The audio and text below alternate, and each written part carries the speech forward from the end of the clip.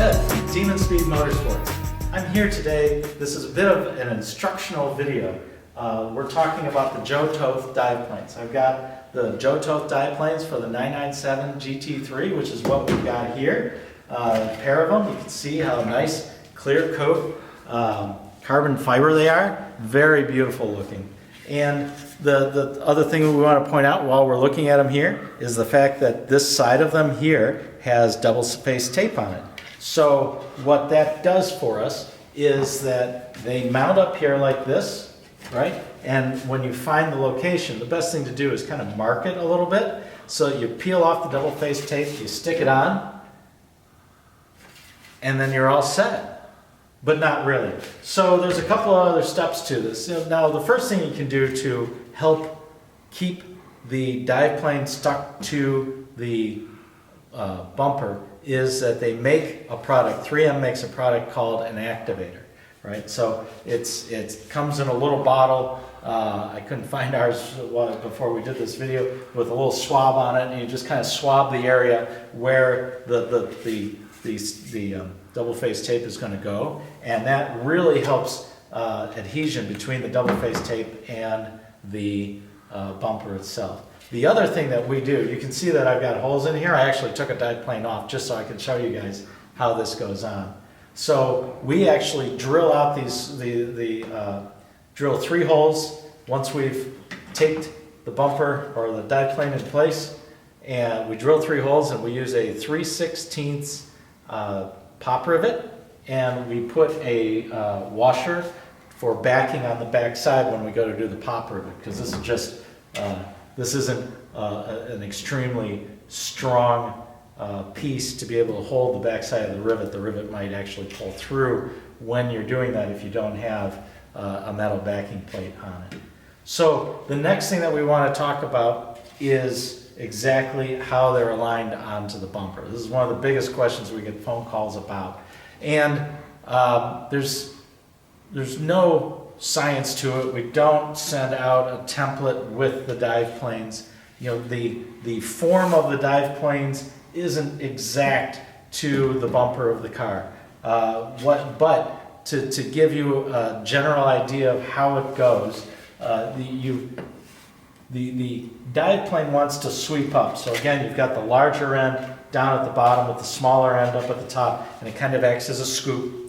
But then you lay it up here and you kind of move it around, right, until you find where the body meets the dive plane and you don't have any big gaps. So you don't want to start with the dive plane being horizontal, and you don't want to start it with it being up at like a 75-degree angle. You want to have the angle that it's lifting off of the ground and the angle that it's releasing. You know, if you drew a straight line here and a straight line here, the angle that this makes here is kind of the same angle that this one makes here. But the biggest thing that you want to do is as you're moving this around on the bumper, you can see the fit between the dive plane and the bumper itself. So you move it around until you see where it meets up with it as best as it can. Because again, when you've got a situation where you've got a bumper which is made out of polyurethane, over time this can lose its shape some. The other side of it is that the dive plane, which is either a fiberglass or a carbon fiber piece, isn't exact either. It's not. It can't be made to fit every bumper out there in the world, because there's slight manufacturing differences both with the bumpers and with the dive planes. So you get it to where you're holding it down on the bottom and you've got as little to no gap as you possibly can have, which for us here right now, that looks to be about right there. So you can see, you know, the angle here that it's picking up off the ground and the angle that it's releasing the air. You kind of want it to kind of take this air and shoot it over the arch of the tire, which is really what the dive plane is doing, is it's moving the air so the air doesn't go into the tire or under the car along the side of the car. So you're scooping this air up and you're pushing it off over the top, over the arch of the top of the car. So once you find where you want it to be, you can go ahead and use your pencil, mark the car where you want it to be, then you take this back off, Peel off your double-faced tape very carefully, line it back up with where you were at, stick it down. Then you have the option to, and this is something that I would recommend for anybody, especially if you're doing this using the car on track, is to drill your 3 holes, put the pop rivets in with the backing plates, and then it's very secure. So to give everybody a little bit better of an angle at what we're talking about when I'm putting it up here and taking a look at the gap, we're going to take a look at it from this angle so that you can see what I'm talking about. So when you put the die plane up here, you can see that if it's too low and this angle's too low, you can see how there's this big gap right through here. And you can also see if I slide it up too far, you can see up here how there's a big gap up here at the top. So what you want to do is you kind of want to move it around until right about like that. And you can see that it's still not perfect. There's still a little bit of a gap here, and there's still a little bit of a gap here, but they're not bad, right? So you get it in here. Once you get the tape on it, it's going to make it really close.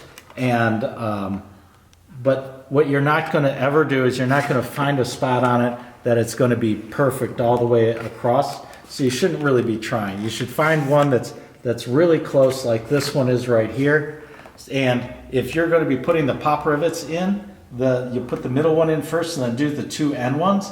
And by the time you get all 3 pop rivets in, it's going to be nice and tight up against the car body, and it will look fantastic.